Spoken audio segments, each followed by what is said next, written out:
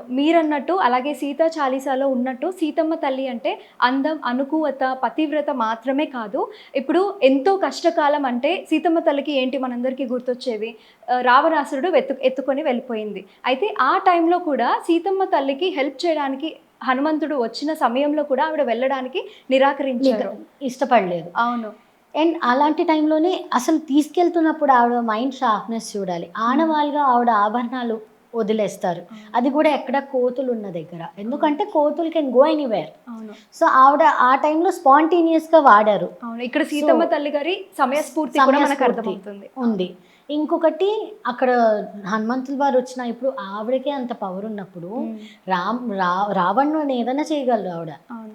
ఏదన్నా చేయగలరు. She is power. హ్మ్. అలాంటప్పుడు ఆవిడ రియాక్ట్ అవ్వకుండా రాముడే రావాలి. నా రాముడొచ్చే ఫైట్ చేసి మరీ తీసుకెళ్ళాలి. అంటే దొంగ దారిలో తీసుకెళ్ళకూడదు.